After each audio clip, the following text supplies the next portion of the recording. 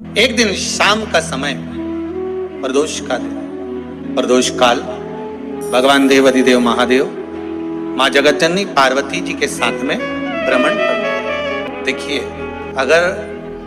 प्रदोष का व्रत नहीं कर सकते, प्रदोष के दिन आप व्रत नहीं कर सकते, मान लो आपसे भूखा नहीं रहा जाए, प्रदोष का व्रत नहीं कर सकते, प्रदोष के दिन आप भूखे नहीं रह सकते, मंदिर भी नहीं जा सकते, दिया भी नहीं लगा सकते, तो शिव महापुराण की कथा कहती है कि प्रदोष के दिन, प्रदोष काल में अपने ही दरवाजे के पास देवाधिदेव महादेव का स्मरण कर लक्ष्मी की वृद्धि के, कार्य सिद्धि के,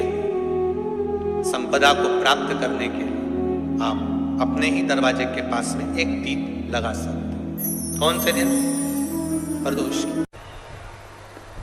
उससे 1000 गुना शिवलिंग में बल की प्राप्ति होती है।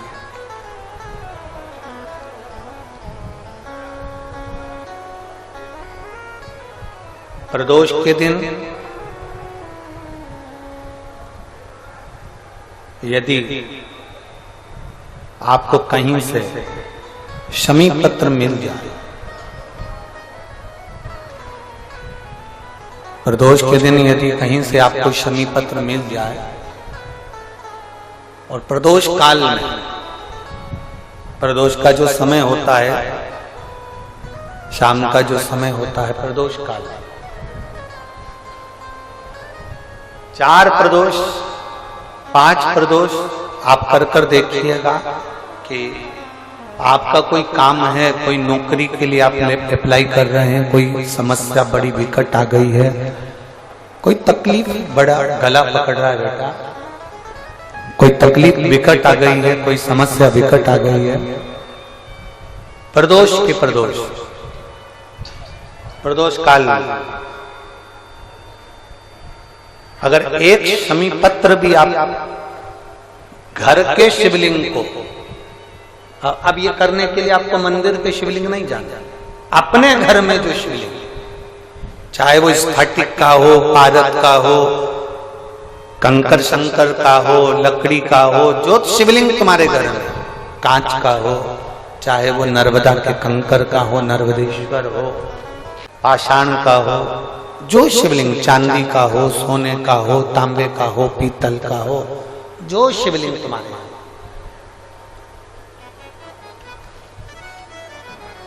एक शमी पत्र यदि आप भगवान शंकर के शिवलिंग पर समर्पित कर रहे हो और उस शमी पत्र को उठाकर रात्रि को 9:15 की जो एक मुहूर्त होता है, एक समय होता है, जिस समय पर हम अपने मन की बात भगवान शंकर को कहते हैं, पूर्व में भी इसका वर्णन हम कर चुके हैं कथाओं में, उस 9:15 पर वो शमी पत्र को उठाकर एक कागज में, एक कटोरी में उसको रखते थे। 4 या 5 प्रदोष के उस शमी पत्र को अपने पास में रखिए और जिस कार्य के लिए जा रहे हो उसको जेब में ऊपर के भाग में उसको रखकर लेकर जाइए, आपका वो कार्य सफल होकर ही रहेगा, वो रुक नहीं सकता। शमी पत्र में इतना बल होता है, प्रदोष का जो शमी पत्र होता है वो बड़ा बलवान होता है, बड़ा एक पत्र है। 2 चीजें बड़ा स्मरण में रखिएगा। एक, बैसाख महीने में मट्टी के पात्र का जल, जब बैसाख का महीना आए ना, जितने यहां बैठे और जितने आस्था चैनल पर सुन रहे और जितने फेसबुक यूट्यूब पर कथा श्रवण कर रहे, जितने मोबाइलों पर देख रहे हैं, प्रयास करना, बैसाख के महीने में मिट्टी के पात्र में जो रात्रि भर जल रखा हो, मिट्टी के पात्र में, अगर आपके पास में घड़ा हो, हंडा हो, नी हो, तो दिया हो, दीपक हो, कुल्लड़ हो, कोई भी तुम्हारे पास में जो मिट्टी का पात्र, उसमें जल भरना। वो जल बैसाख के महीने की किसी भी सोमवार के दिन, किसी भी सोमवार के दिन, बैसाख महीने में, या किसी प्रदोष के दिन, या बैसाख महीने के शिवरात्रि के दिन, वो मिट्टी के पात्र का जल अपने घर के प्रत्येक व्यक्ति का स्पर्श कराकर उस मिट्टी के पात्र के जल को तांबे के पात्र में डाल लीजिए और घर के प्रत्येक व्यक्ति का स्पर्श करा लीजिए। और शंकर भगवान पर कुंडकेश्वर महादेव के नाम से समर्पित करिए। कुंडकेश्वर महादेव। कभी जीवन में पीछे पलट कर देखने की जरूरत नहीं पड़ेगी, आप उन्नति की सीढ़ी की ओर बढ़ते चले जाओ। किसी भी प्रदोष के दिन, प्रदोष काल में एक बार लगा दे, उसके बाद में अपनी कामना कर कर बेलपत्री एक छोटा सा उपाय अवश्य करिएगा। अगर बच्चे कोई एग्जाम में बैठ रहे हैं या कंपटीशन एग्जाम है या नौकरी के लिए अप्लाई कर रहे हो, मान लो 4-6 महीने से बैठे हो, 8 महीने से बैठे हो, सर्विस नहीं है, नौकरी नहीं है, तो एक छोटा सा उपाय अवश्य करिएगा शिव महापुराण का। महाराज बेलपत्री के पेड़ के नीचे विराजमान होकर, बेलपत्री के पेड़ के नीचे जिसको नौकरी के लिए या एग्जाम में बैठ रहा है वो जल चढ़ाए, बेलपत्री के पेड़ के नीचे थोड़ा सा दूध चढ़ाए, फिर जल चढ़ाए और अपने राइट भाग में घी का दिया और अपने लेफ्ट भाग में तेल का दिया। किसी भी प्रदोष के दिन, प्रदोष काल में एक बार लगा दे, उसके बाद में अपनी कामना कर कर बेलपत्री के पेड़ के नीचे धोख लगाकर प्रणाम कर कर आ जाए और चले जाए इंटरव्यू के लिए, बाबा उत्तीर्ण करा ही देगा, नौकरी दिलाए। जिस दिन रविवार की प्रदोष पड़े उस दिन एक लाल वस्त्र में पीली सरसों रखकर और उसके अंतर्गत कुछ भी एक, या तो बमूल का कांटा ना मिले तो गुलाब का कांटा ही उसके अंतर्गत रख लीजिए। और मान लो कोई काम ऐसा है कि उसमें पैसा तुम्हारा आ ही नहीं रहा, बहुत घाटे पर घाटा जा रहा है, नुकसान बहुत हो रहा है और कोई काम हो ही नहीं रहा, तो महाराज जिस दिन रविवार की प्रदोष पड़े उस दिन एक लाल वस्त्र में पीली सरसों रखकर और उसके अंतर्गत कुछ भी एक, या तो बमूल का कांटा ना मिले तो गुलाब का कांटा ही उसके अंतर्गत रख लीजिए और उसको शिव मंदिर का स्मरण कराकर शंकर भगवान का नाम लेकर रू भैरव, कौन सा भैरव है उसकी भी कथा भी आने वाली है। ये दारुक नाम के राक्षस का संहार करने के लिए जब माता अवतार लेगी तब शंकर भगवान बच्चे का रूप रखकर रोएंगे, तो शिव जी का एक नाम होगा रू भैरव। ये भैरव कहां पर रहता है तो कहा ये शमशान में रहता है। कहां रहता है ये भैरव? शंकर का जो एक अवतार है रू भैरव, ये भैरव अवतार शमशान में रहता है। तो इस भैरव का काम क्या है तो कहा शमशान में, शमशान की जो अग्नि होती है भले की लकड़ी रहे, भले उसमें कोई पदार्थ डाले ना डाले, थोड़ी देर में वो अग्नि रू आवाज, हल्की सी शमशान की जो अग्नि जलती है उसमें एक आवाज आती है। आप ऐसे कोई अग्नि जलाएंगे ना तो आवाज नहीं आएगी, ध्यान देना। हमारे शमशान में अगर जो लोग गए होंगे मुर्दा जलाने के लिए, तो अगर वो एकांत में बैठेंगे तो उसमें से एक आवाज आती है रू रू। तो शिव पुराण कह रही है कि उस सरसों को, कांटे को रू भैरव का नाम लेकर जिस व्यापार जो नहीं चल रहा है, दुकान जो नहीं चल रही है, उस दुकान के सामने, उस व्यापार के सम्मुख में उसको जला दिया जाता है। ये करा जाता है रवि प्रदोष के दिन। महाराज कौन से प्रदोष? रवि प्रदोष के, जो सुख का भान कराती है, व्यापार की उन्नति के लिए, समृद्धि के लिए, लक्ष्मी के लिए इसका प्रयोग किया जाता है। तो यहां पर दारुक नाम का जो असुर है, दारुक नाम का जो राक्षस है, उसका एक ही कहना है कि मैं मरूं, मना नहीं है ब्रह्मदेव पर, वो मरने का। नंदी का एक पांव जो ऊपर होता है, आप लोग दर्शन करे होंगे शंकर जी के मंदिर में नंदी के, तो नंदी का एक पांव उठा हुआ होता है, एक पांव नीचे की ओर होता है। हड्डी से जुड़ा हुआ रोग, नेत्रों से जुड़ा हुआ, मस्तिष्क से जुड़ा हुआ कोई रोग रहता है तो एक नीले कलर का फूल आता है महाराज, उस फूल में हल्दी डालकर गुरुवार का प्रदोष पड़ने पर जो नंदी के पांव के पास समर्पित कर देता है महाराज, उसका रोग धीरे धीरे समाप्त होने लगता है। लिंग पुराण कहती है कि नंदीश्वर भगवान के सामने जो पुष्प समर्पित करा जाता है उसको, ये तो लिखा था स्कंद पुराण और शिव पुराण। लिंग पुराण कहती है जो फूल आपने समर्पित करा उसको लाकर पानी की बाल्टी में डालकर आप स्नान भी कर सकते हो, उससे भी हड्डी के जितने रोग होते हैं उसमें आराम लगने लगता है। जैसे कहीं शरीर नहीं चल रहा, हाथ झुन्न पड़ रहा है, हाथ काम नहीं कर रहा, हाथ में झुंझुनी आ रही है, कंपन आ रहा है, जैसे मान लो कोई काम, चाहे वो शनिचरी प्रदोष हो, चाहे रविवार की हो, सोमवार की हो, मंगल की हो, बुधवार की हो, गुरुवार की हो, शुक्रवार की हो, शनिवार की हो, कोई भी वार की हो, प्रदोष, प्रदोष काल में शाम का समय सूर्य डूब रहा हो, बस डूबा ही हो, और उस समय पर केवल 3 दिन ऐसे रहेंगे, 3 बार ऐसे रहेंगे, 3 तिथियां ऐसी रहेंगी, 3 समय ऐसा रहेगा जिस समय पर तेरे द्वारा निर्मित शूल को भी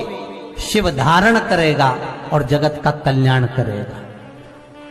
3 दिन, 3 तिथियां, 3 बार, 3 नक्षत्र, 3 घड़ी, 3 पल।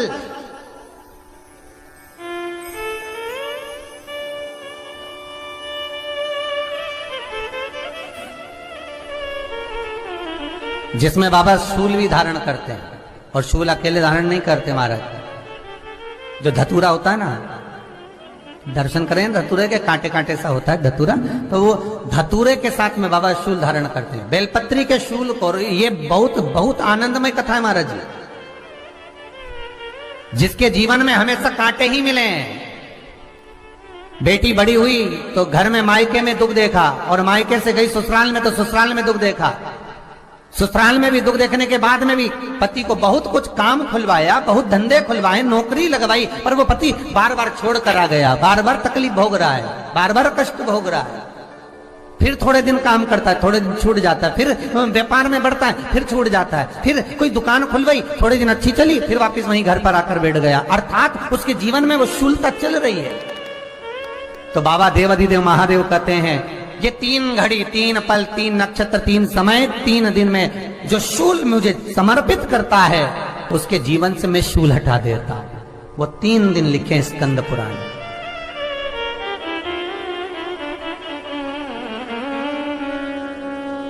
महाराज, बैसाख महीने में जो प्रदोष आती है, बैसाख के महीने में बहुत ध्यान से सुनना भाई, जो अपनी जिंदगी से बहुत तंग आ गए हो, परेशान हो गए हो, कष्टमय जीवन जी रहे हो, बहुत दुखी हो गए हो, उनके लिए ये स्कंद पुराण का चरित्र फिर मिले ना मिले, आप प्रेम से सुन लो भाव से। पहला,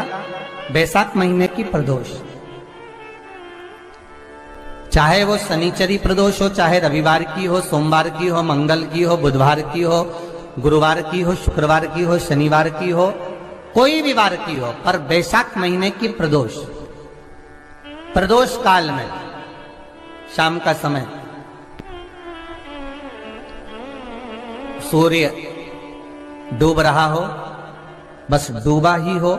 और उस समय पर सूर्य के डूबन के तुरंत बाद बाबा को धतूरे के साथ में बेलपत्री ना चढ़ाते हुए, बेलपत्री के वृक्ष के 7 कांटे बाबा के शिवलिंग पर समर्पित करे जाते हैं महाराज, अपनी जिंदगी में अड़चनों को हटाने के लिए। फिर आप जिस व्यापार में उतरे, जिस व्यवसाय में उतरे, जिस नौकरी में उतरे, आप दिल से करें, आपको तरक्की मिलेगी। आप हार नहीं सकते, नीचे नहीं आ सकते, उन्नति पर ही चढ़ेंगे। एक वैशाख मास की प्रदोष। दूसरा, शिवरात्रि के दिन मध्याह्न का समय महाराज, जो बड़ी शिवरात्रि होती है माघ की, बड़ी शिवरात्रि के अंतर्गत मध्याह्न का समय, दोपहर के ठीक 12 बजे, चाहे फिर वो कोई भी दिन हो महाराज, शिवरात्रि जिस दिन पड़ रही हो,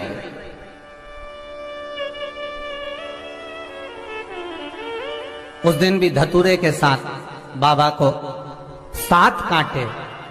बेलपत्री के वृक्ष के समर्पित होते हैं महाराज। इसमें आप ये वाले जो कांटे हैं, जो शिवरात्रि के दोपहर 12 बजे वाले हैं, अगर कोई मदिरा पीने वाला हो, व्यसन में डूबने वाला हो, कोई जुआ खेलने वाला हो, कोई गलत वैश्यावृत्ति करने वाला, या अपने मार्ग से विचलित कोई व्यक्ति है, उसके लिए भी ये कांटे बहुत काम आते हैं महाराज।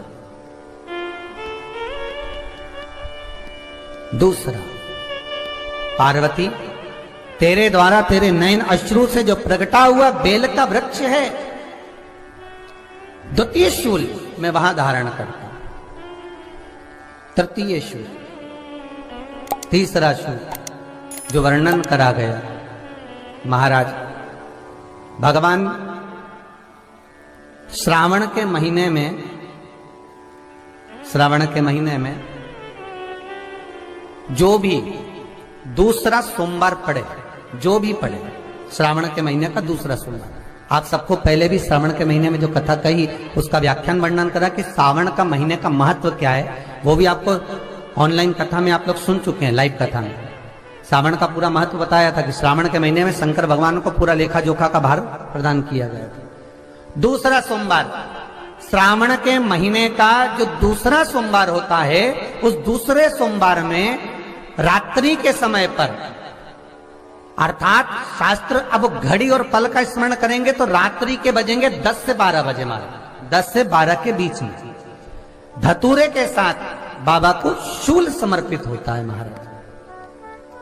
ये भी हमारी बाधाओं को, हमारी तकलीफों को, व्यापार व्यवसाय के लिए, नौकरी सर्विस के लिए, बहुत सारे एग्जाम में आप बैठ लिए, गवर्नमेंट एग्जाम के लिए बैठ लिए, नहीं हो रहा, ये 3 बार मेरे शंकर को बेलपत्री के वृक्ष के शूल समर्पित होते हैं, उसका आनंद पाना। मेरी जीजियों, 2 चीजें बड़ा स्मरण में रखिएगा। एक, बैसाख महीने में मट्टी के पात्र का जल, अभी क्या चल रहा है? फागुन। अभी क्या चल रहा है? फागुन। जब बैसाख का महीना आए ना,